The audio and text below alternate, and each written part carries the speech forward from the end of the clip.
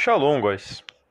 É aqui que estamos nós com mais um podcast da divisão Cruxwaffen. Dessa vez eu estou sozinho, para tratar o tema que eu vou tratar. Justamente pois eu preciso, neste podcast em específico, dar enfoque em muitas questões. Aproveitando aqui essa entrada, sem dar muitas delongas, eu devo deixar claro que, diferente do que muitos esperariam, pois quando as pessoas escutam falar em nacionalismo e fascismo francês, o que lhes vem à mente é que eu irei falar aqui da Action Française. Obviamente que eu terei que falar da Action Française e eu tratarei a questão do Charles Maurras. Porém, eu não vou tratar apenas isso, pois existiram outros partidos fascistas e um em específico que tem uma história extremamente incrível e carismática, que é o Partido Popular Francês do Jacques Doriot, o qual eu nunca vi ninguém sequer comentar. Ele é extremamente desconhecido e, em vez de tratá-lo no vídeo que nós fizemos a respeito dos partidos desconhecidos, eu achei que ele merecia um vídeo em que ele encaixasse melhor, até porque ele tem uma quantidade de informação muito mais ampla, o qual vai encaixar perfeitamente nesse podcast. Mas antes que nós possamos tratar qualquer fascismo francês ou qualquer nacionalismo francês, nós precisamos entender as origens desse nacionalismo francês, que tem origens extremamente antigas, o que remete diretamente à Era de Ouro da França. Pois a degeneração francesa não é algo que começou nos dias atuais, mas como Charles Maurras explicará mais para frente, é algo que começa desde muito tempo com a franco-maçonaria e o iluminismo. Portanto, teremos que voltar muito tempo atrás, quando os franceses ainda eram grandes guerreiros que batiam de frente com a Inglaterra. Quando eles travaram, por exemplo, a Batalha dos 100 Anos, ou quando ainda estavam dispostos a batalhar e não render-se a invasões estrangeiras, conquistar territórios que lhes foram perdidos. E por mais que nem todos da Cruxwaffen sejam católicos, é de uma necessidade enorme que a gente comece, antes de tudo, antes de tratar qualquer tema, falando de uma figura importantíssima. Não tanto por ser inspiradora, mas porque ela pode nos dar um contexto muito bom do que é essa essência francesa, essa essência de luta que a gente tem que resgatar. Além de ser uma figura, é claro, muito distorcida, distorcem demais o que ela realmente significa. Não estou falando aqui de Napoleão. Napoleão eu não vejo, ao menos, como um grande exemplo francês, porque ele não respeitava uma autodeterminação dos povos. Ele era apenas um conquistador. Eu estou falando aqui de Joana d'Arc, ou melhor dizendo, Santa Joana d'Arc. E bem, terminando aqui de comentar a respeito da figura dela, então nós daremos prosseguimento às demais coisas. Bem, a figura de Joana d'Arc, primeiramente nós precisamos entender o quê? Que ela é uma santa. Ou seja, o grau de respeito que ao menos nós católicos devemos dar com ela é enorme. E como tratarei mais adiante, é absurdo a maneira como hoje em dia as pessoas tratam a figura dessa santa. Bem, Joana d'Arc, ela nasceu numa família de camponeses, numa família bem humilde. E já aos 12 anos aconteceu uma coisa com ela que os livros tratam como se ela fosse esquizofrênica. A gente vê muitas fontes extremamente tendenciosas tratando aquilo como uma loucura da parte dela, mas como veremos mais adiante, não era uma simples loucura. Joana d'Arc, aos 12 anos, ela escutava vozes. Essas vozes, elas já lhe informavam muita coisa. Muitas vezes, Joana d'Arc ela abandonava o campo, ela fugia do campo para ir rezar na igreja próxima que tinha, pois as vozes falavam para ela que ela devia ir para aquela igreja. E ela tinha no início um certo medo dessas vozes, mas com o passar do tempo, elas começaram a ganhar forma, começaram a ter um significado maior para ela, conforme ela rezava, conforme ela frequentava a igreja e conforme ela compreendia aquilo que lhe era destinado. até que ela conseguiu definir de quem eram aquelas vozes que ela tanto escutava, que seriam o Arcanjo São Miguel, Santa Caterina de Alexandria e Santa Margarida de Antioquia. E relata ela que quando ela ia na igreja, naquele momento que ela escutava as primeiras vozes, em que ela era direcionada a isso, que ela enxergava luzes. De alguma maneira tudo parecia mais iluminado, como se o sol batesse melhor naquilo que tivesse ao redor dela. Então acabou que ela era uma moça muito devota, uma moça extremamente católica, analfabeta de família humilde, que levava consigo uma virtude acima de todas as demais virtudes. E por fim, é importante ressaltar que, desde que ela era nova, essas vozes falavam para ela qual que era o destino dela. Eles diziam que ela deveria ir para Paris e que deveria levantar um domínio na cidade de Orleans. Mas ainda era muito vago, ainda era muito cedo para aquilo ter algum sentido real, para que aquilo pudesse ter uma verdadeira compreensão por parte dela. E, de certo modo, as coisas se alinharam de uma maneira muito, muito incrível. Por quê? Porque desde esse momento, desde essa sua pré-adolescência, ela buscava conquistar isso que ela deveria conquistar em Orleans, que naquele momento ainda não tinha um contexto. Como assim conquistar algo em Orleans? Por que ela deveria ir para Paris? Quando ela tinha 16 anos, ela começou a ter esse reconhecimento, começou a ganhar uma certa popularidade pelo que ela buscava, e aos 17 anos ela finalmente começou a batalhar.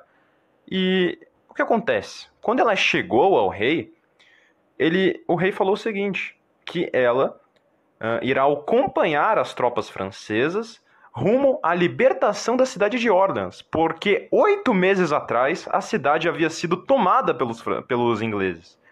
Ou seja, era como se as vozes tivessem previsto para ela que aquela cidade seria tomada e que aquele era o destino dela, de libertar aquela cidade. E acabou que o rei ele se cativou, ele se convenceu com aquilo que ela queria, com aquilo que ela desejava, e concedeu a ela uma espada e um estandarte. E bem, precisamos entender que ela era uma camponesa, ela não foi uma pessoa que, por exemplo, nasceu como nobre, porque os cavaleiros naquela época eram pessoas que desde novo eles já tinham uma certa prática. Desde bem pequenos eles serviam como escudeiros e depois que eles começavam a pegar um papel mais sério nas batalhas. Ou seja, eles corriam riscos desde novos, tinham uma certa habilidade. O que a Joana tinha junto consigo era fé. E lá estava ela, junto do exército francês, para libertar aqueles territórios dos ingleses. Aqui eu gostaria de abrir um paralelo para uma coisa muito importante. O que uma garota de 16, 17 anos faz hoje? Enquanto as garotas de 17, 18, 19, 20, 21 anos, 22, até mesmo acima, gostam de dar uma de bruxas, gostam de dar uma de olha como eu sou independente, Joana d'Arc era uma mulher devota a uma causa, uma mulher devota a Cristo, que aos 17 anos estava com uma espada em mãos no meio de um exército para libertar uma terra que ela mal tinha conhecimento de qual era, porque ela não era daquele território. Ela foi lá por simples fé, por simples crença de que aquilo era o seu dever, de que aquilo era o seu compromisso. E o papel de Joana d'Arc, diferente de como alguns gostam de supor, pois alguns dizem que não, que ela apenas estava próxima das batalhas. E isso é um mito muito grande, pois existiu uma batalha em que ela previu, ela recebeu uma mensagem de que ela seria ferida naquela batalha. Ela previu aquilo e aquilo de fato se concretizou, o que é um indício forte de que ela estava em combate, até porque ela levava também uma espada junto de si. E como que era o papel dela em combate? Ela não fazia um ataque direto, ela não era alguém que vai pegar direto a linha de frente e partir para cima de guerreiros que há muito tempo praticavam, guerreiros com muito mais força física, até porque se tratavam de cavaleiros, não era qualquer tipo de inimigo que ela tinha de enfrentar. Então, o que ela fazia era como que uma motivação para as tropas. A companhia dela fazia muito bem para aqueles exércitos. Tal qual a companhia de uma mulher faz muito bem para o homem, tanto para o seu aprimoramento quanto para o seu incentivo.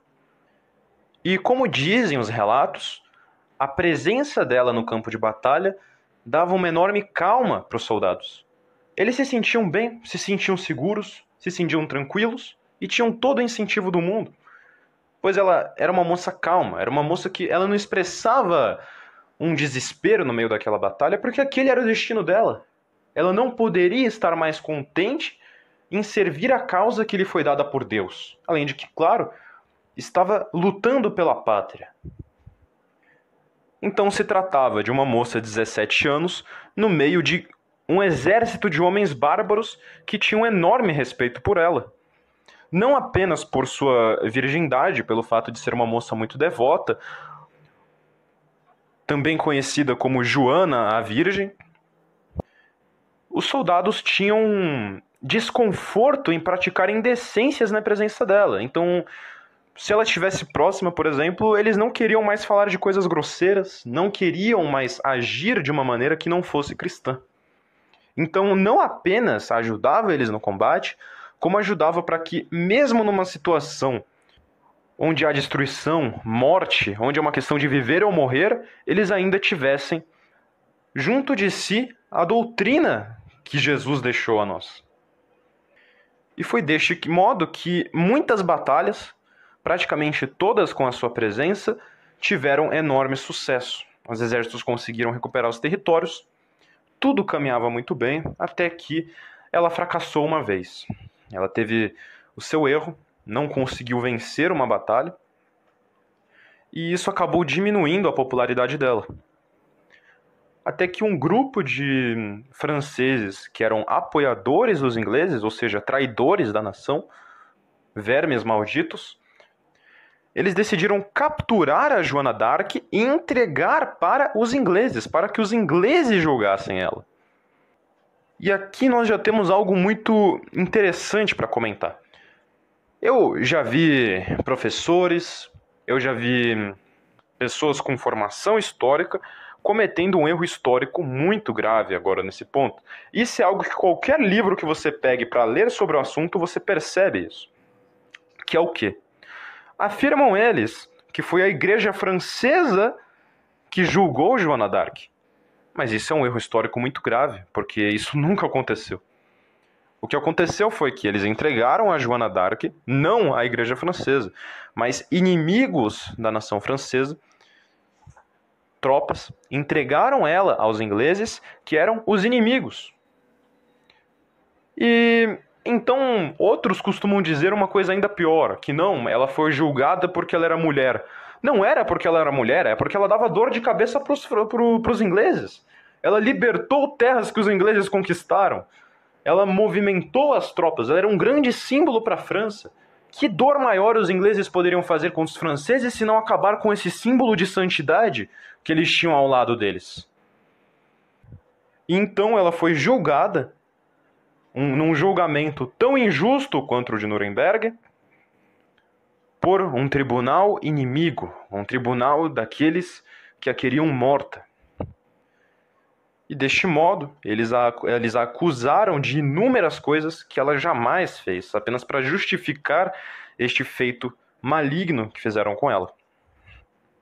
Ela foi chamada de bruxa, dentre muitas outras coisas, lembrando que nem católicos eles eram, se eu não me engano eles já eram anglicanos, corrijam-me caso eu estiver errado, e também não foi nem o tribunal da igreja que julgou a Joana d'Arc, foi o tribunal real, ou seja, da realeza. Não foi uma operação inquisitorial propriamente dita. Então, ela foi julgada à fogueira e, após a sua morte, as suas cinzas foram jogadas fora para que as pessoas não fizessem reverências às suas cinzas. E então, tempos depois, 20 anos depois, a mãe de Joana d'Arc ela pediu ajuda para a igreja, e a igreja, com muita companhia, com muita caridade com sua mãe, ajudou a limpar o nome de Joana d'Arc e retirar essa imagem herética que deram a ela, apenas para incriminá-la.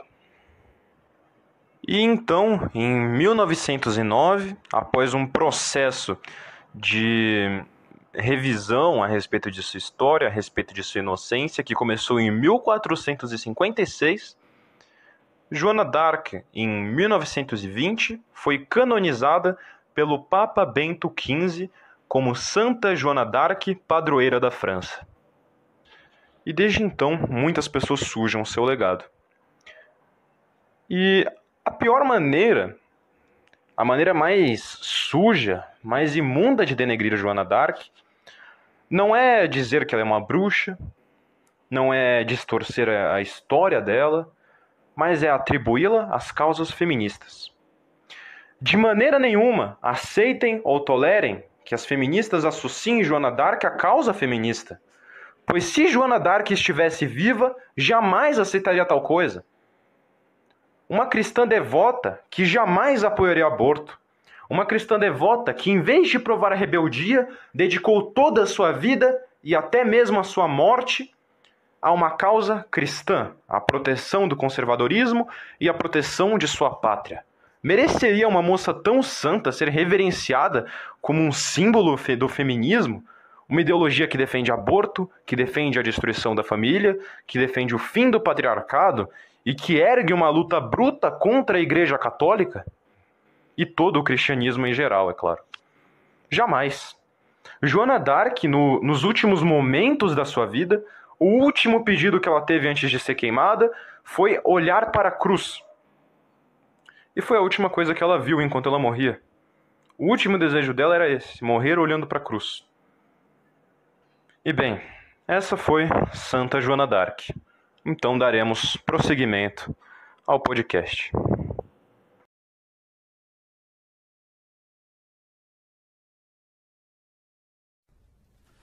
Jeune Seigneur et ton œuvre splendide, un cœur de feu, une âme de guerrier, tu le donnas à la Vierge timide, que tu voulais couronner de laurier. Sainte Jeanne de France, notre espérance repose en vous. Sainte Jeanne de France, priez, priez pour nous.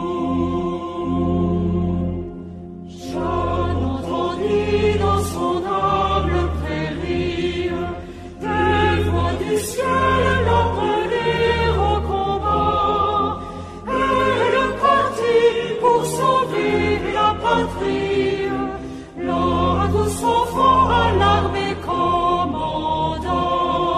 Sainte Jeanne de France, notre espérance repose en vous. Sainte Jeanne de France, priez, priez pour nous. Des fiers guerriers, Jeanne gagne les hommes, l'éclat divin de l'envoi et les cieux. Son bel regard, ses paroles de flamme, surcourber les fronts audacieux.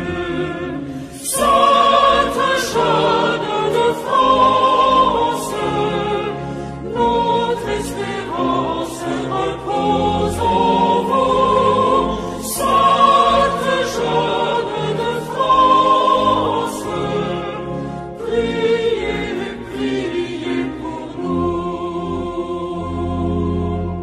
Jeanne, c'est toi notre unique espérance, du haut des cieux vienne entendre nos voix, descends vers nous, viens convertir la France, viens la sauver une seconde fois. Sainte Jeanne de France, notre espérance repose en vous. Sainte Jeanne de France,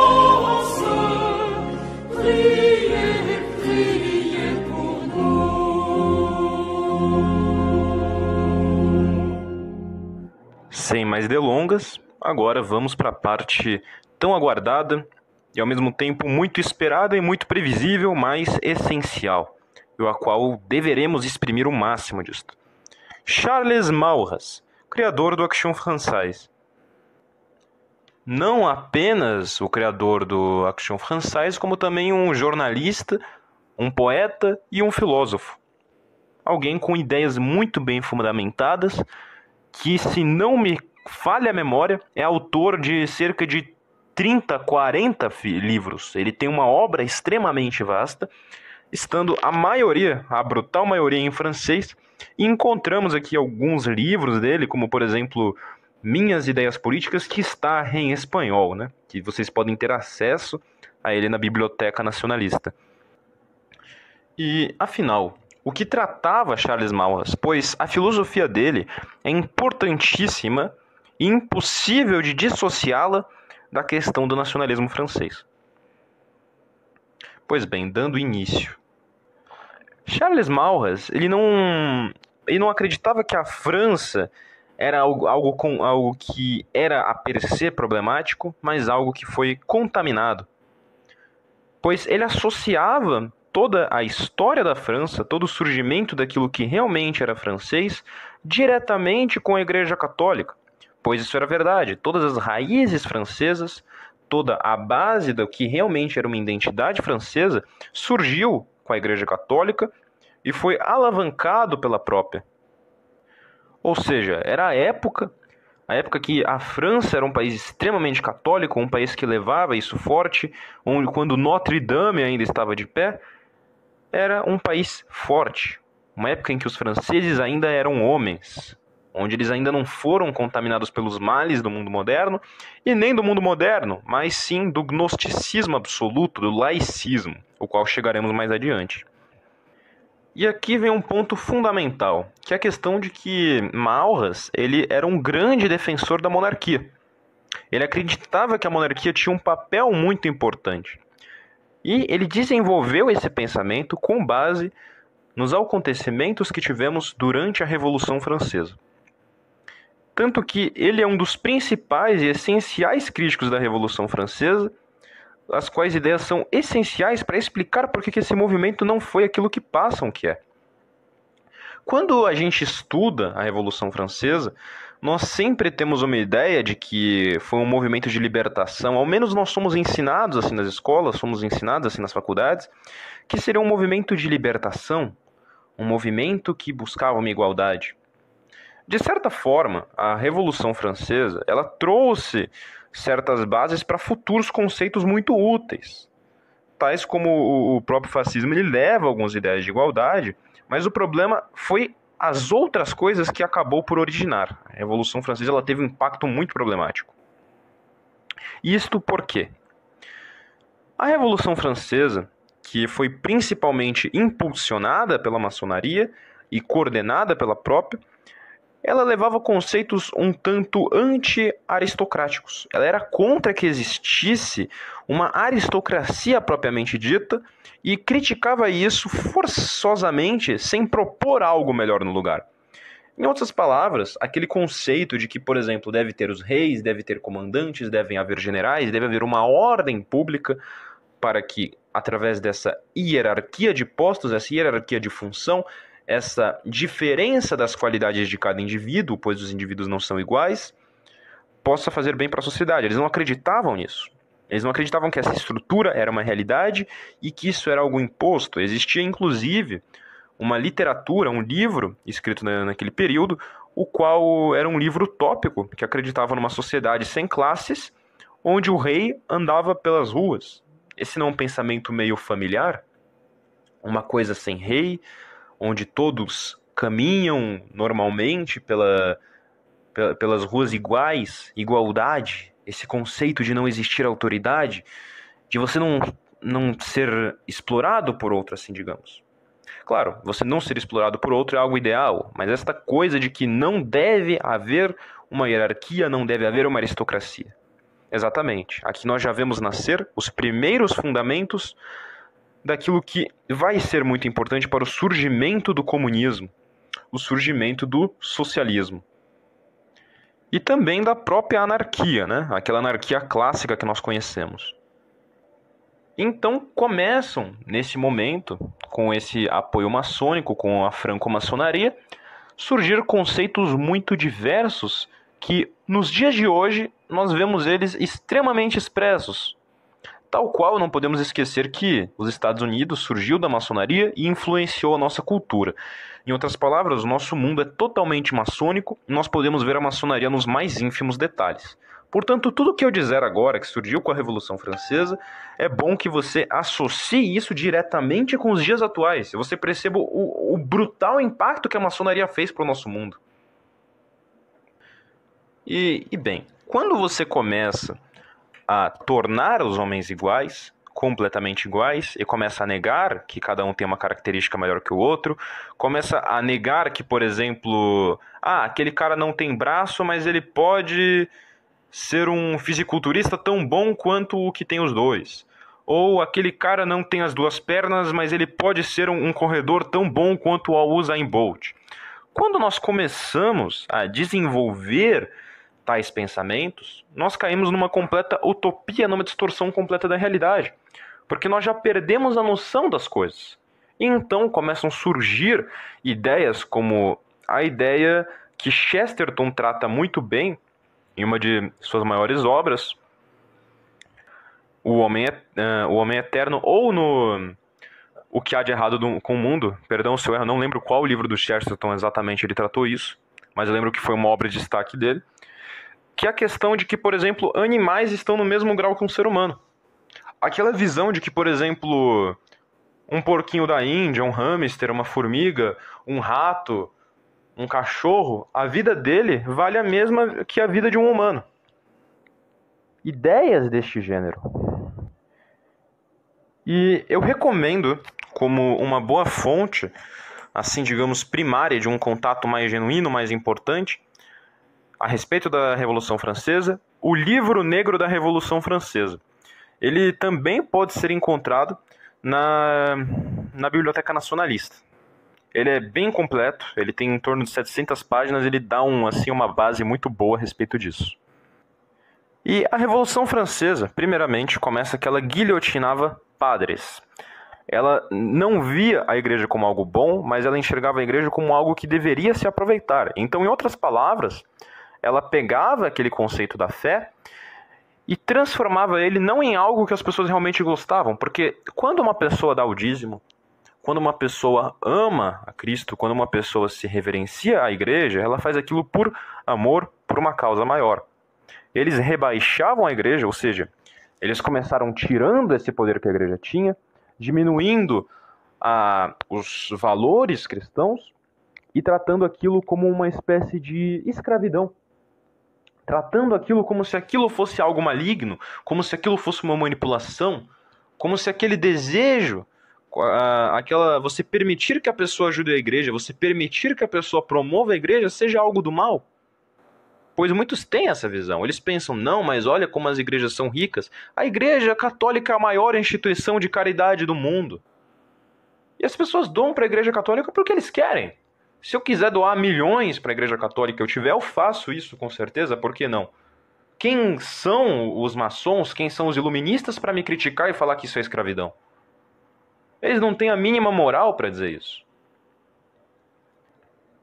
E, bem, não apenas isso, como guilhotinaram o rei, se não me engano era Luís XV, não me recordo também qual era exatamente, e no fim não chegaram a lugar nenhum.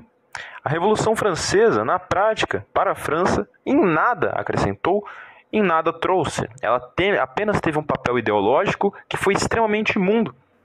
O conceito de Estado laico, o qual eu rejeito completamente, eu acredito que o Estado deve ter uma base cristã. Não estou aqui falando de Estado inquisitorial, não estou falando de nada do tipo, mas apenas que ele não seja laico, que ele não leve o ateísmo como base, que ele dê alguma espiritualidade para o país.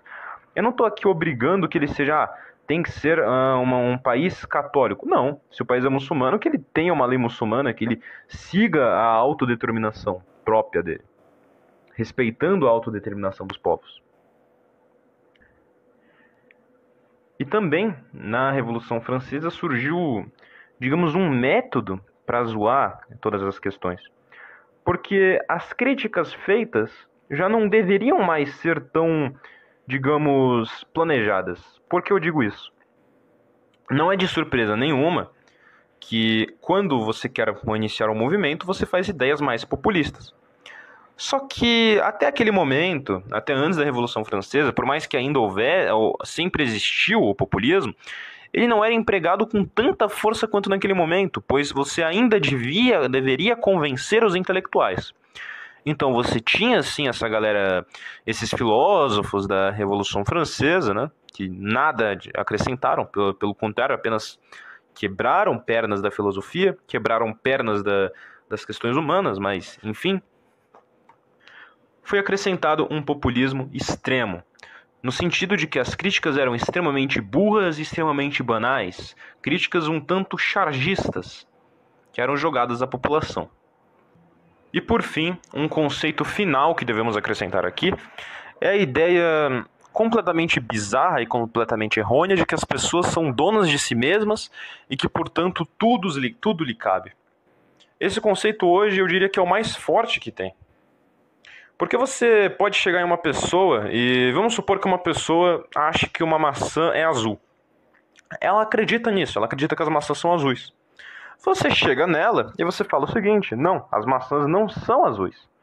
E aí ele vai te falar: tá bom, mas eu não ligo porque eu acho que é assim, eu acredito que é isso, então me deixa, é a minha verdade. Só que aí que tá, ele tá errado. Só que ele não quer engolir isso porque essa é a verdade dele. E aí que surge um relativismo muito bruto, pois se aquilo é a verdade dele, se a verdade pode ser desse ou daquela pessoa, então qualquer um tem a sua verdade. Então, se alguém quiser matar uma idosa na rua, olha, é a verdade dele, tudo bem?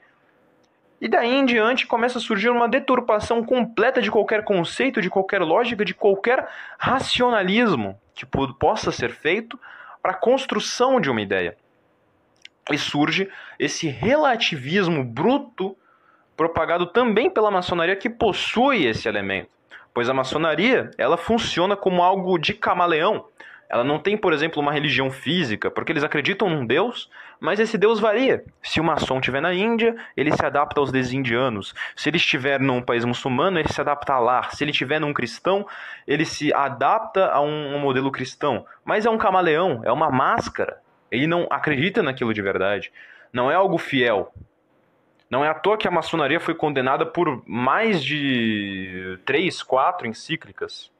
Se não me falha a memória, foi um total de 6 encíclicas diferentes que condenam a maçonaria. Aquele conceito de um Estado cheio de diferentes vertentes ideológicas, de uma laicidade, também é um conceito que os maçons acreditam e que hoje em dia é normalmente aplaudido.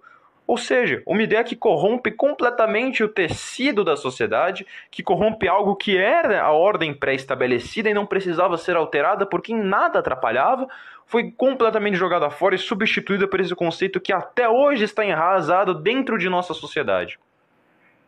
Então, toda vez que você ver alguém sendo relativista, toda vez que você ver alguém falando que existe um certo para cada um, quando você vê kantianos, lembre-se, é culpa da Revolução Francesa. Toda vez que você vê alguém falando que a vida do coelho Ralph vale tanto quanto a vida de um ser humano, lembre-se, a culpa é da Revolução Francesa. Malditos sejam os iluministas.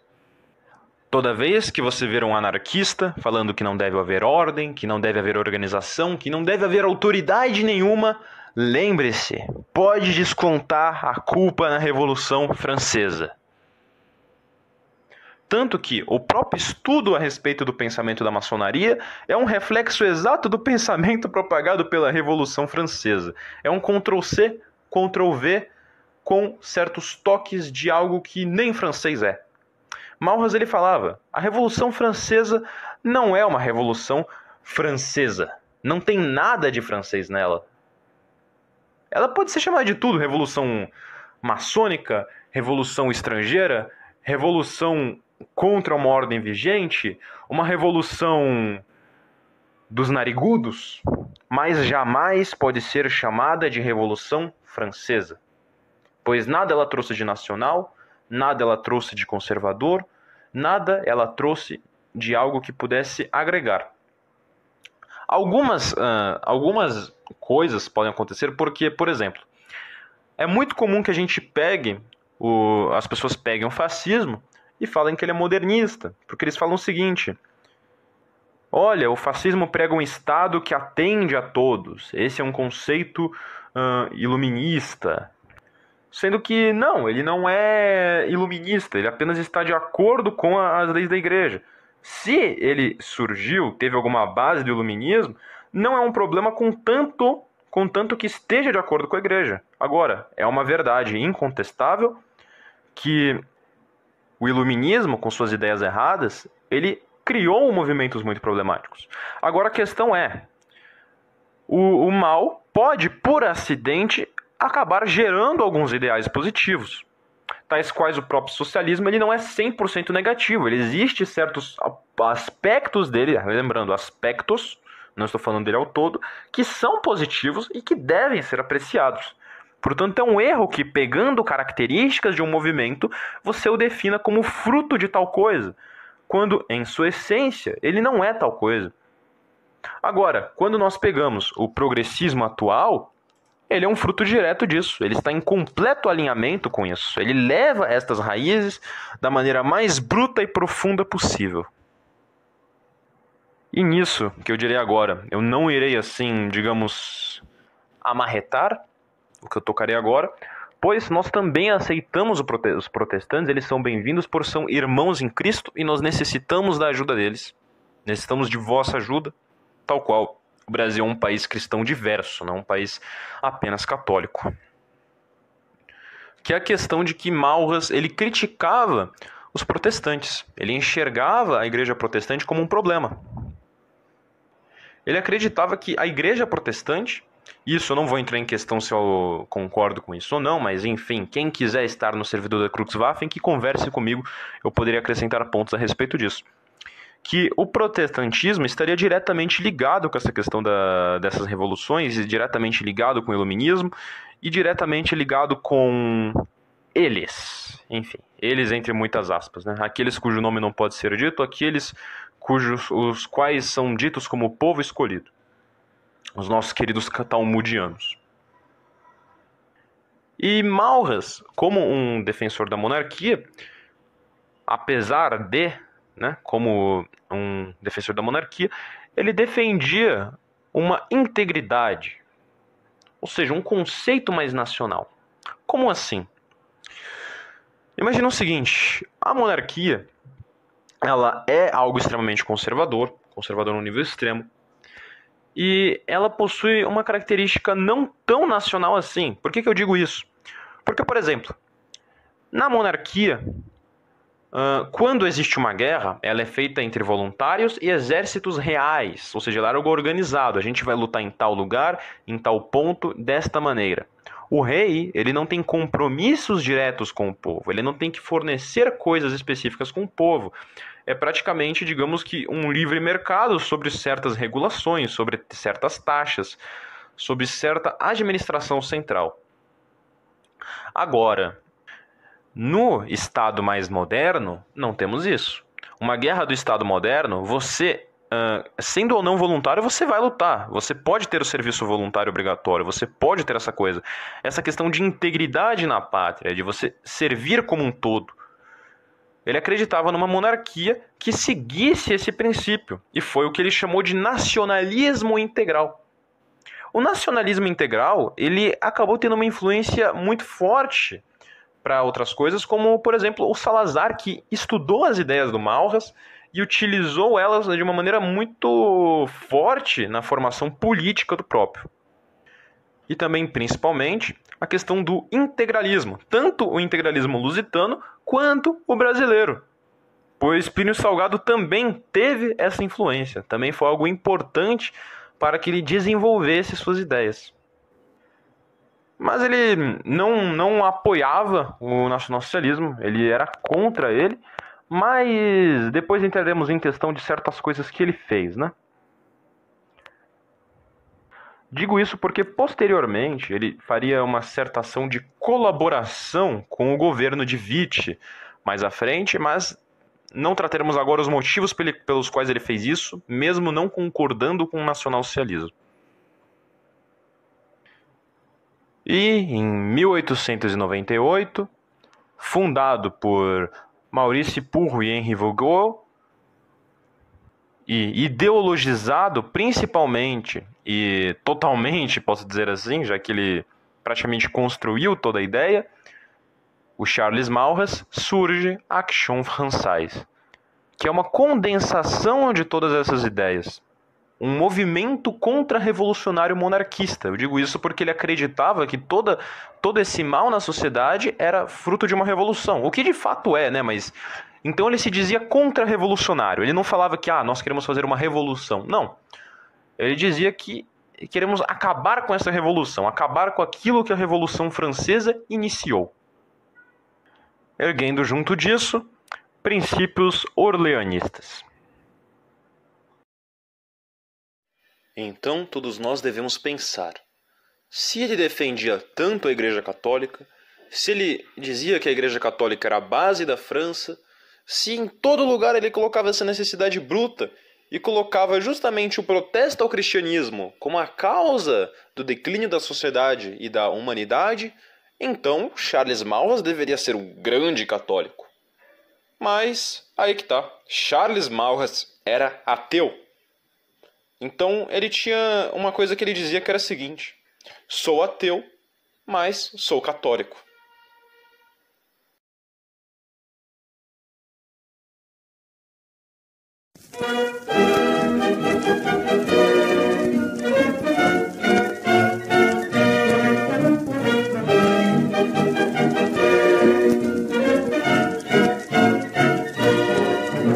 Parlons avec courage, nés sur le sol, on rassemble nos rois. Nous recevons en héritage le champ moins riche et moins grand qu'autrefois. C'est pourtant bien la même grève, la même terre aussi pourtant. Dis donc à piller le domaine, il faut savoir, il est grand temps. Si tu veux ta délivrance, on se claire et marche droit. Les rois ont fait la France, elle se défait en roi. Si tu veux ta délivrance, on se claire et marche droit. Français, nous voulons une France, mais à la France il faut savoir. Français, mais à la France il faut savoir.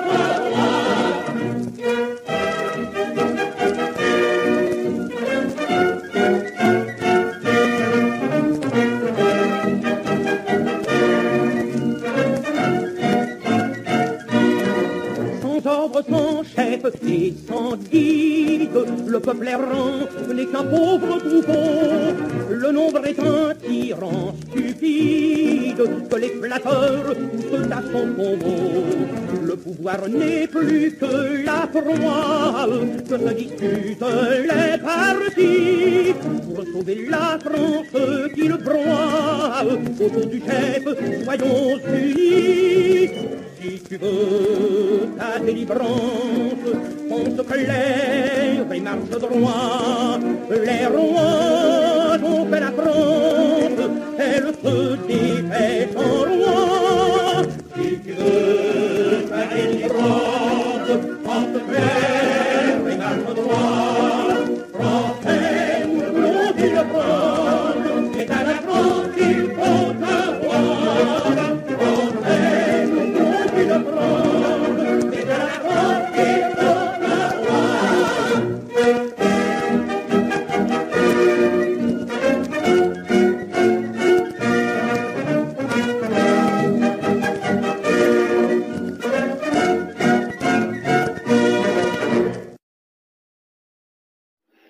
Na França, na cidade de Saint-Denis, surgia um homem que poderia ter talvez um destaque muito grande e, quem sabe, até mesmo ter se tornado um líder da França em uma realidade alternativa. Ele nascia na cidade de Saint-Denis E era filho de uma família humilde. Seu pai era um metalúrgico, o qual futuramente guiaria qual seria seu futuro emprego. O nome desta criança era Jacques Doriot. O Jacques Doriot, desde jovem, ele teve que passar pela experiência que praticamente todo francês da época e todo europeu da época deveria passar. No caso, ele estava exposto às mesmas condições insalubres de trabalho que os demais franceses. Quando ele tinha 15 anos, ele trabalhava em uma fábrica de costura. Para que a gente tenha aqui uma mínima noção, nos dias de hoje, tendo com os direitos trabalhistas e tudo, a meta de uma pessoa que trabalha na linha de fábricas de costura tem que fazer, em média, 100 camisas por dia, o que é uma quantidade absurda. É a meta que eles têm que bater para que eles possam ser liberados. Naquela época, a taxa poderia pegar níveis ainda mais absurdos. Detalhe, ele tinha 15 anos, era alguém jovem. Mas enfim, aos 17, seguindo, claro, o emprego do pai, ele começou a trabalhar como metalúrgico nas fábricas. Ou seja, aqui desde cedo a gente percebe que esse Doriot era alguém de uma família trabalhadora. Era um jovem comum daquela época, até que em 1917 ele teve que passar por algo que, curiosamente, parece que é uma regra para todo fascista, que é lutar na guerra. Parece que você passar por uma guerra ou ter um cargo no exército é essencial para que de alguma maneira isso ajude na sua formação. Mas, enfim, ele foi mandado para lutar no front, porém, para o azar dele, ele foi mandado na Batalha de Chemin. Na Batalha de Chemin, a unidade dele foi massacrada, porque foi uma batalha que deu completamente errado, mas por mais que a divisão dele tenha sido massacrada, ele conseguiu sobreviver, e ao mesmo tempo ele resgatou um companheiro ferido nas costas, o que fez com que ele ganhasse uma condecoração com uma cruz de guerra por ter transportado esse aliado ferido. Mas, em decorrência disso, no final ele acabou sendo preso por breve período porque ele fez isso contra as ordens de seus comandantes. Ele não deveria ter feito isso, ele deveria ter recuado naquela situação, mas ele preferiu por salvar os seus companheiros. Acabou cumprindo 1 mês de prisão e futuramente, mais tarde, depois da guerra, já se descobrindo dentro daquilo que ele queria fazer, ele decidiu iniciar a política. Mas agora, uma coisa que nós precisamos entender, que é o que torna essa história tão fascinante, é que ele não começou sendo um nacionalista, nem mesmo um fascista, nem um católico, nem um conservador, nem alguém da direita, nem alguém de maneira nenhuma da terceira posição. O Jacques Doriot era comunista. Ele tinha ideais soviéticos. Ele apoiava e era diretamente ordenado pela União Soviética. Então nós tínhamos lá, assim como em toda a Europa, o Partido Comunista Francês. Por quê? É interessante dar uma contextualizada em como que funcionava isso. A União Soviética, com todo o seu poder, com todo o seu poder econômico bruto, ela financiava partidos comunistas em toda a Europa. E esses partidos, diferente dos partidos de terceira posição e os partidos fascistas que surgiram completamente de maneira independente, ou seja, surgiram através de um movimento nacional, esses partidos eles foram implantados. Portanto, é importante a gente compreender aqui que eles tinham um ar muito burocrático. Eles não tinham uma livre iniciativa de ação baseada na nação, pois não eram partidos nacionais. Eram partidos vinculados com a União Soviética e todas as ordens que esses partidos cumpriam, elas vinham diretamente do Comintern Central, diretamente dos sovietes. Ou seja, eram feitas reuniões nas quais os líderes desses partidos eles eram convocados e deste modo eles iam até a União Soviética, onde eles se encontravam pessoalmente com Lenin e pessoalmente com as figuras do alto escalão que diziam a eles quais medidas eles deveriam tomar em relação ao que nós temos de demais. Portanto, nós podemos concluir com toda a garantia que se não fossem os regimes fascistas, Se não fosse a terceira posição, se não fosse os falangistas, se não fosse os... Enfim, a Europa inteira teria se tornado comunista. E a história do mundo teria sido muito diferente. Mas deixando isso de lado, o Jacques Doriot, ele tinha uma influência forte no partido. Ele não era um membro qualquer. Ele era membro e o seu destaque era principalmente na questão dos discursos. E também por uma questão de que ele desempenhava os papéis exatamente da maneira como pediram e com eficiência. Ou seja, ele não era qualquer um. Ele era um comunista de alto cargo. Ele poderia... Suponhamos que a França virasse comunista. Suponhamos que o Partido Comunista tomasse a França e a França tivesse virado uma república socialista. Nessa situação, digamos que a relevância que o Doriot tinha no partido era equivalente à relevância que Bukhanin ou que Kamenev tinham no Partido Soviético. E como era de costume da União Soviética, de, claro, treinar aqueles que colaboravam consigo, o Jacques Doriot ele foi estudar na União Soviética. Ele recebeu essa autorização, tudo, claro, financiado, e ele estudou propaganda. Neste momento em que ele estudava propaganda na União Soviética, ele acabou conhecendo Vladimir Lenin pessoalmente, aquele pelo qual ele nutria uma grande admiração. Se não me falha a memória, existem inclusive alguns livros do Doriot da época em que ele ainda era socialista, da época em que ainda tinha seus ideais diferentes. Só que parece que as coisas começavam a decair. Tinha alguma coisa estranha que acontecia ali. Porque o Doriot, ele parece que não compreendia as coisas. Quem mandava no partido era a União Soviética. Só que o Doriot ele não compreendia isso. Ele parecia não captar isso. Então, ele desafiava as ordens do Comintern. Ele criticava e se opunhava às ordens de seus superiores, pois ele acreditava que dentro daquele partido você poderia colocar uma oposição, só que ele estava muito enganado a respeito disso. E isso, num primeiro momento, causou certos problemas para ele, fez com que ele ficasse com a imagem um pouco queimada, mas eles relevavam porque a sua eficiência contrastava com isso, digamos que compensava o fato de ele simplesmente não aceitar as coisas. Ele tinha uma teimosia com a maneira como o partido andava. Era como se ele não aderisse tanto a essa ideia de comunismo internacional. Até que existiu algo que foi muito importante para que ele tivesse uma mudança no seu pensamento, começasse a, de certa maneira, refletir melhor sobre a sua posição. Na década de 30, o Jacques Doriot ele visitou a Alemanha Nacional Socialista e viu com seus próprios olhos os resultados daquilo.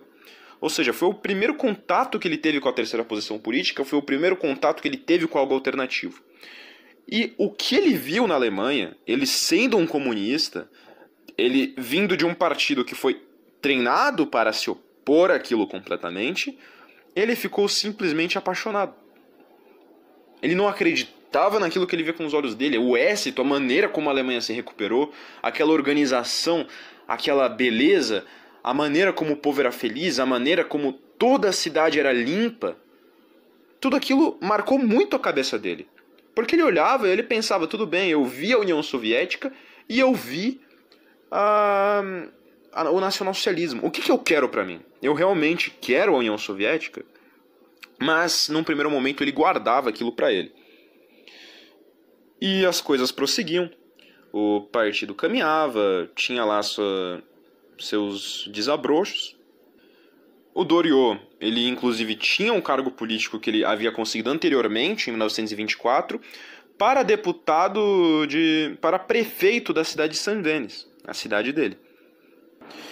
E lá para 1932, de alguma maneira houve um enfraquecimento. Os partidos de esquerda começaram a ficar fracos, perderam uma certa relevância, e neste momento em que os partidos estavam mais fracos e o Jacques Doriot ele havia recebido essa influência, ele havia visto a terceira posição ao conhecer a Alemanha, ele começou a mudar a sua atitude e tomar uma postura muito mais agressiva, pois ele começou a escrever cartas desafiando outros membros do partido, insinuando que os demais seguissem ele. Ou seja, ele estava criando uma cisão dentro do partido. Ele criticava as atitudes do alto escalão, criticava os mandos que vinham diretamente da União Soviética e incentivava os seus camaradas, de uma maneira convincente, a fazerem o mesmo e tomarem a mesma atitude que ele tomava. Então ele começou a se tornar um problema maior do que ele poderia agregar ao Partido Comunista Francês. Chegando, inclusive, a pela primeira vez dar o seu toque de nacionalismo, quando ele começou a proclamar o direito de autodeterminação francês e a reivindicação da Alsácia e da Lorena. Então os outros membros olhavam e falavam: o que deu na cabeça dele? Isso aqui não está no script, ele não deveria estar seguindo isso aqui, ele está com alguma coisa, a gente tem que fazer algo a respeito. Então eles conversaram com ele, teve lá certos acordos, mas não chegaram em nada. No final, o Doriot continuou com sua atitude, ele continuou questionando. Inclusive, algo que queimou a sua imagem brutalmente no partido foi que a Frente Popular do partido, ela começou a mover uma forte propaganda antifascista, aproveitando lá aquele momento em que o Mussolini já estava se estabelecendo fortemente, dentre outras coisas. Só que o Doriot, ele não queria criticar os fascistas. Ele não ia junto. Ele olhava e ele não via a necessidade. Ele não sentia vontade de fazer aquilo. Ele não queria se opor aos fascistas porque ele não enxergava aquele mal todo que eles viam. Ele não conseguia simplesmente ver aquilo. Mas ele ainda era um comunista. Ele ainda tinha ideais realmente comunistas. O que ele tinha era uma falta de ódio pelo fascismo, digamos. Simplesmente ver a Alemanha nacionalsocialista não havia tirado toda aquela doutrinação, todo aquele estudo que ele agregou durante aquele tempo. E por fim, as atitudes dele se tornaram inaceitáveis pelo partido e o Doriot foi expulso pelo partido. Em 1934. 2 anos depois, o partido do qual ele foi expulso venceu as eleições. Ou seja, agora a França tinha um governo de esquerda, que haveria de governar. Naquele mesmo ano em que o Partido Comunista chegou no poder, Doriot ele nutriu um ódio muito grande pelo partido, e naquele mesmo ano ele formou o Partido Popular Francês. Mas afinal, o que era o Partido Popular Francês? Ele virou um fascista? Ele olhou e falou: não, agora eu vou virar fascista já que vocês... Não, ele não era um fascista. Ele se considerava social e revolucionário. Ele era anticapitalista, mas agora ele também era anticomunista. Naqueles 2 anos que sucederam a sua expulsão do partido, ele teve uma modificação em seus ideais e acabou que ele não queria mais aderir ao comunismo. Ele não enxergava aquilo como ideal, mas ao mesmo tempo ele não queria o capitalismo. Ou seja, já podemos ver aqui ele traçando um certo caminho, ele começando a adotar algo que nós já conhecemos.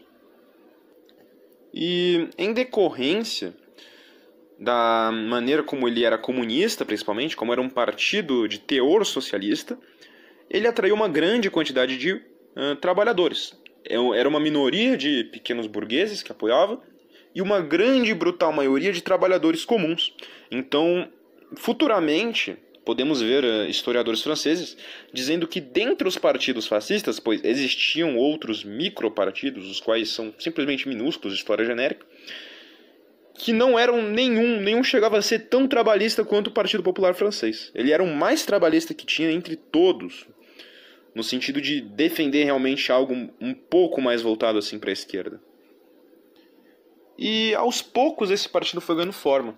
Ele criou um jornal chamado La Liberté, onde ele passava seus ideais, onde ele decidia quem que ele ia atacar e quem ele não ia. Começou a adotar uma posição de respeito com o fascismo e o nacionalsocialismo, ou seja, ele já não mais estava num lado oposto para eles, então ele não tinha motivo para se opor a eles. Ele tinha uma certa simpatia, mas ele ainda não se considerava fascista, ele ainda não se considerava de terceira posição. Mas praticamente toda a estrutura do partido, praticamente tudo aquilo que ele formulava, tinha esse teor. Tanto que os ideais de trabalho que ele promovia foram todos baseados nas ideias de Mussolini, adotando um pacifismo semelhante àquele do fascismo britânico, no qual grande parte de seus discursos ele relembrava o passado de combatente e explicava a falta da necessidade da guerra e o problema dela. Então ele era extremamente pacifista. A oposição à guerra era algo que ele adotava fortemente. Mas ainda faltava algo. Ok, o partido já tinha ideais corporativistas, ele já se baseava nos ideais de Mussolini, ele já não criticava os nacionalsocialistas e os fascistas, mas ainda falta algo para ser de terceira posição. Até que, em março de 1938, um amigo muito querido de Jacques Doriot falece. Mas não era qualquer amigo, era um amigo judeu. Quando o amigo judeu de Jacques Doriot falece, então ele perde as farpas da língua e começa a tratar de temas que antes ele não enfiava o dedo no meio, que era da questão do povo escolhido. Ele começou a se relacionar com essa literatura, começou a abrir os olhos e começou a tratar isso. Começou a explicar essa questão e formular isso dentro dos ideais do partido. Não apenas isso, como ele começa a viajar com enorme frequência para a Alemanha e para a Itália, a qual ele também admirava uma enorme organização. É bom a gente lembrar que era muito comum que as pessoas viajassem tanto para a Itália quanto para a Alemanha, pois o turismo desses países aumentou muito. Inclusive o próprio Juan Perón, ele ficou fascinado com a Itália de Mussolini. Ele queria trazer aquela organização para a Argentina. Pena que o Perón ele tinha muitos defeitos. Ele, infelizmente, acabou criando um legado muito problemático futuramente, mas não nos aprofundaremos nisso. A questão é que o Doriot ele começou a compreender certas coisas. Como, por exemplo, a baixa de natalidade que nós temos na Europa era algo que naquele momento da França já acontecia. E é neste momento em que Doriot culpa o liberalismo por isso e explica como que isso matava a família, a fé, a nação e a pátria. Com o acréscimo dos elementos nacionalistas, já começava-se a se exaltar figuras nacionais francesas, tais como Napoleão e Joana d'Arc. Então, 2 vezes na semana, eles colocavam flores debaixo de uma estátua de Joana d'Arc. Só que eles não eram católicos, mas eles faziam isso mais por uma questão de nacionalidade do que de catolicismo. Eles não tratavam a Joana d'Arc daquela maneira como deveria. Não tratavam ela como uma santa, já que eles não tinham essa reverência. Não podemos esquecer que o Doriot ele não surgiu como um conservador. Ele nasceu de uma ideologia materialista. Então ele não é alguém que, num primeiro momento, já tinha toda essa formulação ideológica. E ainda levava traços vindos de seu ideal anterior. Mas até aquele momento, praticamente a ficha já tinha caído, ele já tinha entendido o que ele queria para ele, e eles não apenas usavam faixas nos braços com o símbolo que eles adotaram, como também já tinham a sua própria e bela saudação romana. Não apenas isso, como o partido também era apoiado por uma grande quantidade de intelectuais, como Abel Bernard, Alexis Carrel, Maurice de Wenger, Alfred Frebelut, Raymond Fernandes e Bertrand de Jouvenel. Começava então a criticar também a direita, pois eles criticavam o capitalismo, mas eles não faziam oposição direta aos partidos de direita. Dessa maneira, muitos que se decepcionavam com a direita viravam membros do partido, assim muitos que se decepcionavam com a esquerda, com os partidos comunistas, se tornavam membros do partido, e desta maneira o partido crescia, se tornando muito relevante, mais relevante do que a gente imagina. E de uma maneira curiosa, ele não é um partido muito citado. Existe um livro francês chamado Fascisme et la Française, que é comentando a respeito desse partido. Tem outro que se chama Le Führer Français, que é falando, tratando ele como um Führer francês e daí em diante. mas é muito mais comum a gente ver comentando sobre a Action Française e muito pouco a respeito do Jacques Doriot. Então a gente teve essa transição de um partido socialista, de cunho socialista, para um partido da terceira posição. Eu não digo fascista propriamente dito, porque eles não levavam essa alcunha, mas na prática eles eram fascistas, eram corporativistas, já tinham a saudação romana, já tinham seu uniforme, já tinham sua faixa, já tinham praticamente tudo, até os discursos inflamados. Não restava algo que fizesse para completar. E foi dessa forma que Jacques Doriot, um membro relevante do Partido Comunista, se tornou um fascista.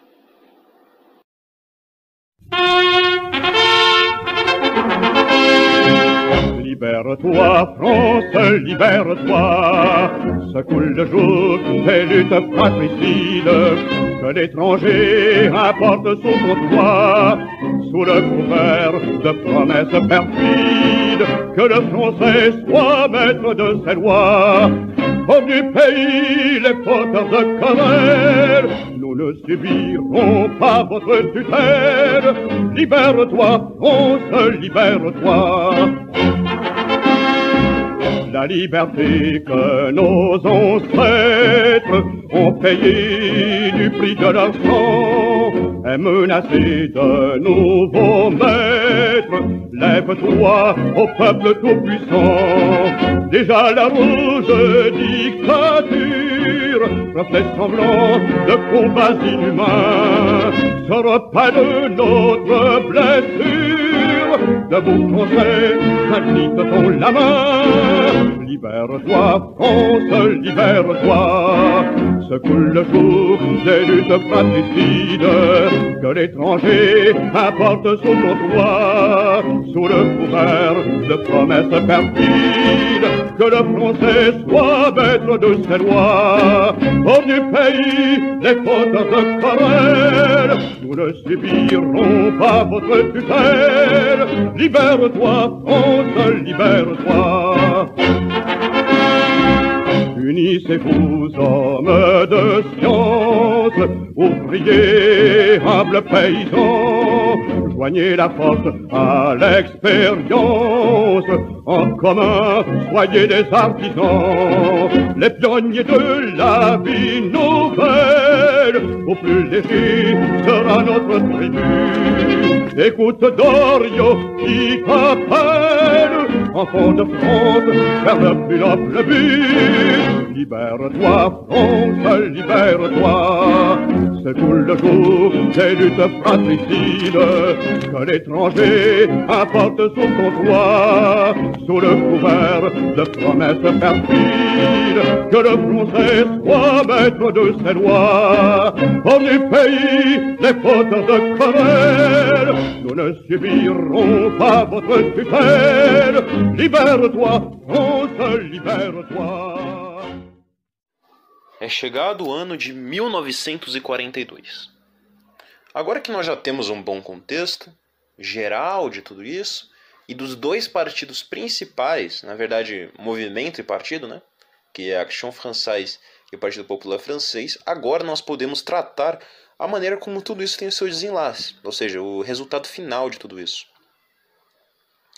Que é o que acontece em 1942, que é a derrota da França pela Alemanha nacional-socialista. A França ela se dividiu em duas.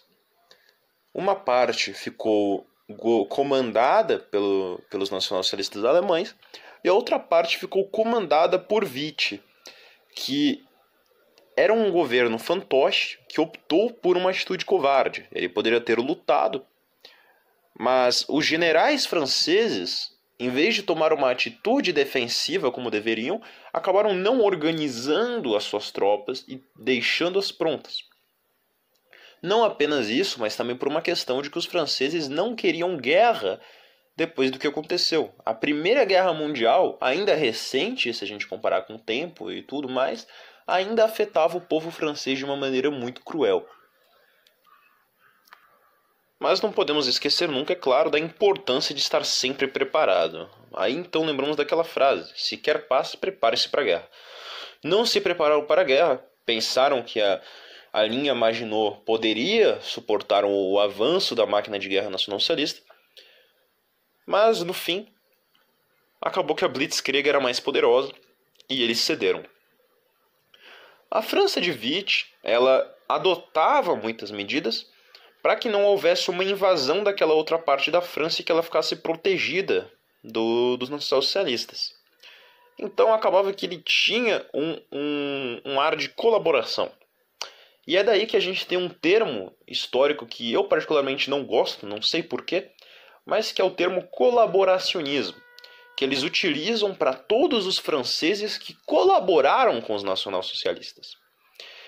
Mas é interessante a gente analisar por que tiveram franceses que colaboraram, porque nem todos colaboraram por uma questão de medo, por uma questão de não, vamos colaborar porque senão não sabemos o que farão conosco. Não. E é isso que eu quero tratar aqui. Porque, primeiramente, os alemães eles chegaram, ok, dominaram a França, só que eles tinham instruções muito explícitas da conduta que eles deveriam tomar, que era principalmente uma conduta de respeito com os franceses.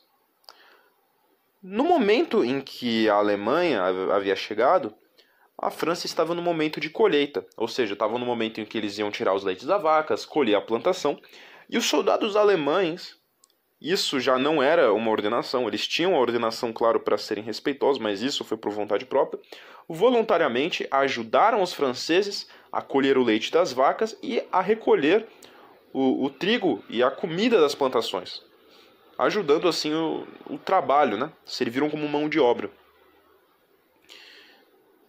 Os alemães que estavam lá eram, em sua maioria, jovens, era uma juventude. Então eles se sentiam, de certa maneira, como turistas.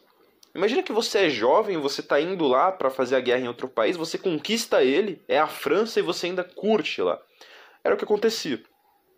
E a população francesa, ela tinha uma divisão muito grande na maneira como eles recebiam os alemães. Por uma parte, você tinha aqueles que desprezavam, nem olhavam os alemães no rosto, não tinham medo deles, sabe? Não gostavam da presença porque, bem, é o seu país, né? Você não quer que tenha um soldado estrangeiro andando pelas suas ruas.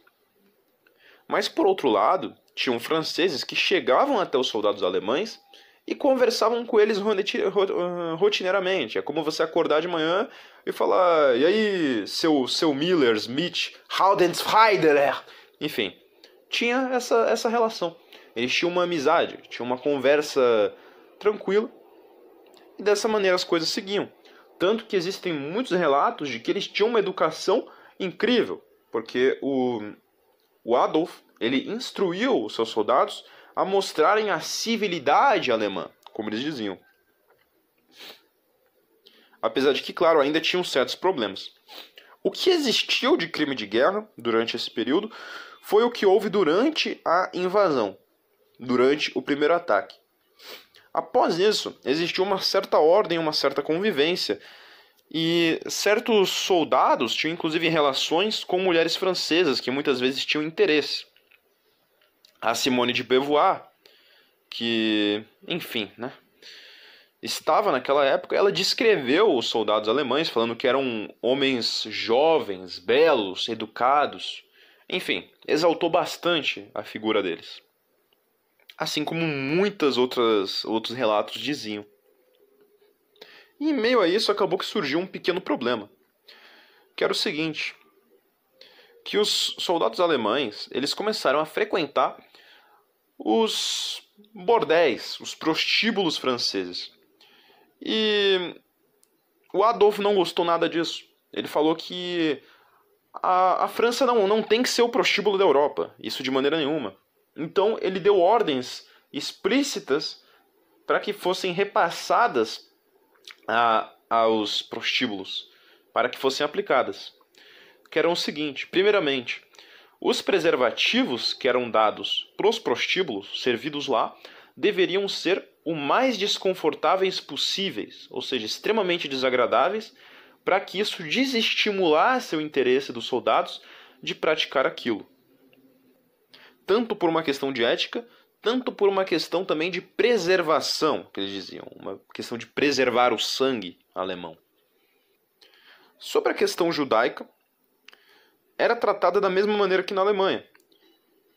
Eles deportavam judeus, tinha aqueles que denunciavam, e os judeus que eram eficientes serviam o governo, né? Eles tinham seus cargos lá garantidos.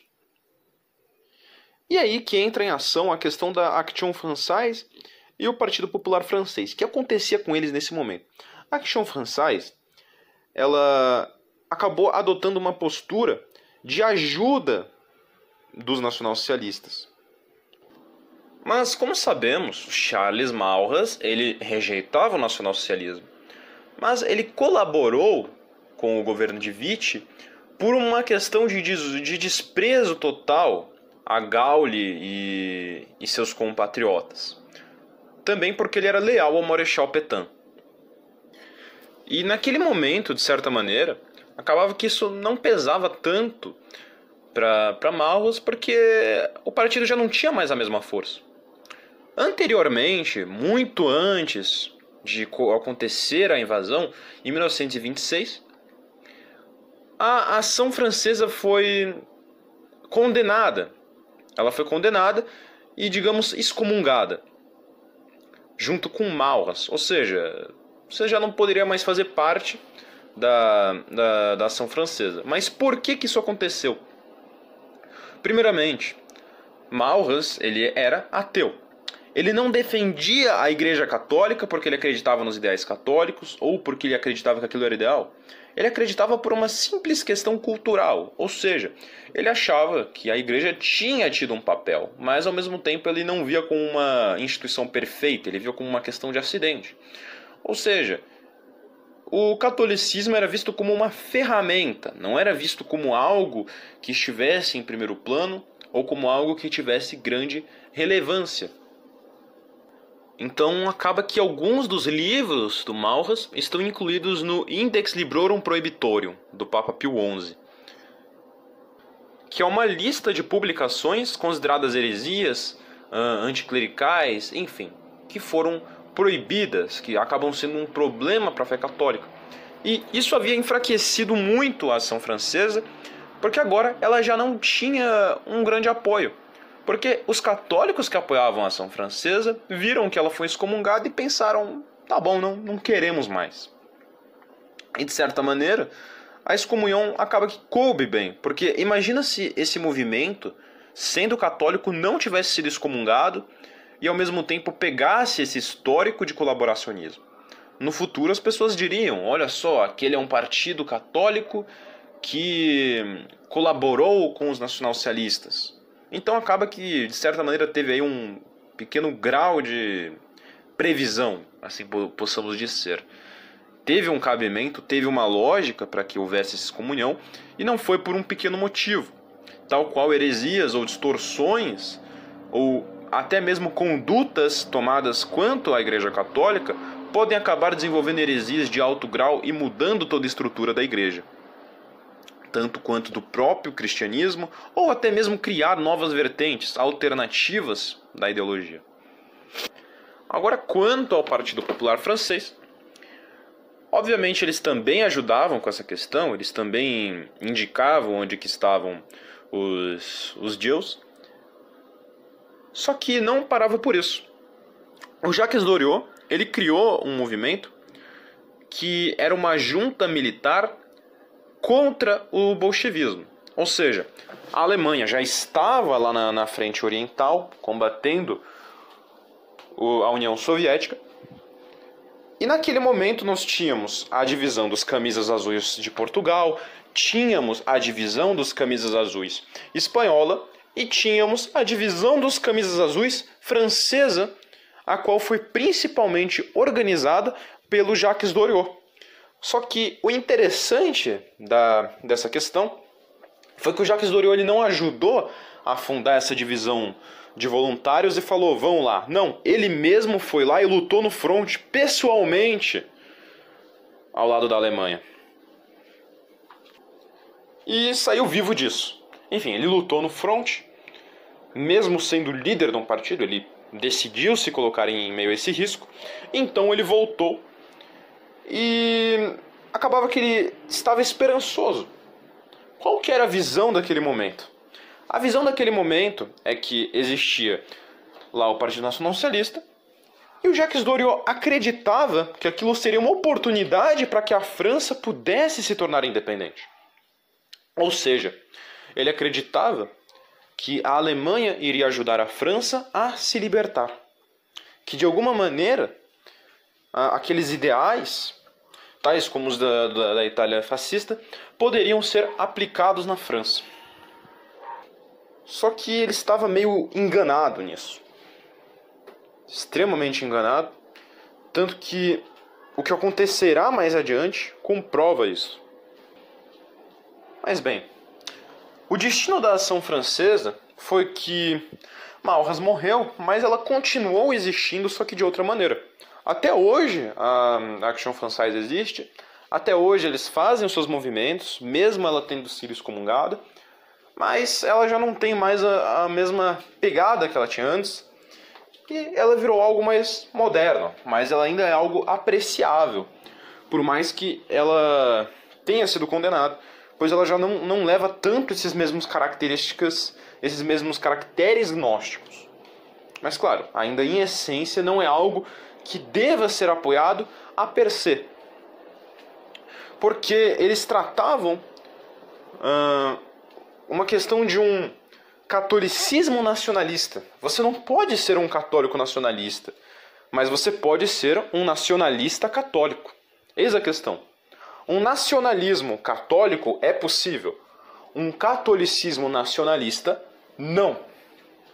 É importante que a gente compreenda isso na hora de juntar esses dois caracteres. E o problema da ação francesa era justamente essa questão de promover um catolicismo nacionalista gnóstico. Agora, quanto ao Partido Popular Francês, ele acabou tendo um fim um tanto trágico e um tanto esquecível. Os aliados, eles entraram na França, fizeram bombardeios enormes, mataram uma quantidade absurda de civis franceses, matavam tantos franceses que alguns franceses tentavam fugir para a Alemanha, para vocês terem noção da bizarrice que era. E o Jacques Doriot, ele fugiu, né? Ele se abrigou na Alemanha. Estando na Alemanha, em 1944, já no fim da guerra, já quando estava praticamente tudo acabado, quando a situação na França já havia se tornado completamente conturbada, ou seja, já sendo praticamente recuperada lá pelos aliados, ele ainda queria retornar, ele ainda queria salvar a França. Então ele criou um comitê de libertação francesa, só que não deu certo, ele já não tinha apoio, a França já estava um lixo, a Alemanha já estava perdendo a guerra, Mussolini já havia caído em desgraça e não havia mais o que fazer. E a própria Alemanha também não tinha interesse nenhum em ajudar ele. Eles não tinham por que ajudar ele, eles não estavam em condições de ajudar ele, não tinham o que fazer. Acabou que ele ficou naquilo. E ainda sem ter desistido desse plano, ele estava com um motorista, na companhia de outro membro, outro companheiro, quando um avião metralhou o carro em que ele estava e dessa maneira ele morreu de maneira imediata. Agora, existem muitas suposições a respeito da maneira como ele teria morrido e quem teria o matado. Por um lado, existem aqueles que acreditam que foi um caça alemão. Eles acreditam que os próprios alemães teriam assassinado Doriot, só que isso não é comprovado. Tanto pelo tamanho e o tipo de modelo da bala que teria atingido, tanto pela questão de que, naquela hora, no horário em que ele estava lá, no momento em que ele foi atingido, era o exato horário em que uma enxurrada de aviões dos aliados estava percorrendo aquela região. Então tudo indica que foi um ataque não de assassinato, não tem como você ver um carro caminhando e você disparar nele sendo um aviador, mas de um crime de guerra, né? Eles não têm como ter noção de que era o Doriot, mas poderia ser uma pessoa normal, uma pessoa que não tem nada a ver, que não é um real inimigo. Sendo isso mais uma prova de crime de guerra contra civis por parte dos aliados, o qual eu não irei me aprofundar muito. Então, a situação, como que ela ficou no final? O fascismo na França, ele nunca teve uma base muito boa. De alguma maneira muito bizarra, a franco-maçonaria e as raízes do problema eram tão fortes na França que até o movimento francês mais próximo do catolicismo conseguiu cair na heresia e conseguir chegar ao ponto de ser condenado. Enquanto o outro, ele tinha uma proximidade muito grande com o nacionalsocialismo e adotou uma postura colaboracionista. Assim como os demais partidos que também tinham, que eram micropartidos. Não vale a pena nem mesmo mencionar, pois não há informação profunda sobre eles. Portanto, não há o que dissertar a respeito disso. E com a morte de Jacques Doriot, não houve mais partido. O partido acabou, não teve como se levantar, ninguém quis levantar o partido e nem havia porquê. Já haviam perdido a guerra, a Europa já estava destruída e novos tempos começavam. Tempos sombrios, tempos de trevas. Sinceramente, eu não sei o que esperar da França moderna. A França moderna foi completamente tomada por imigrantes. Inclusive, creio eu que seja uma boa um podcast inteiro sobre a questão da imigração europeia. Essa questão dos imigrantes da Europa dá um podcast inteiro sobre isso. Mas a questão da França é justamente a de que parece que tudo que os franceses tocam dá errado. É incrível como a falta da presença cristã matou a alma francesa. É como se os franceses hoje já não fossem franceses.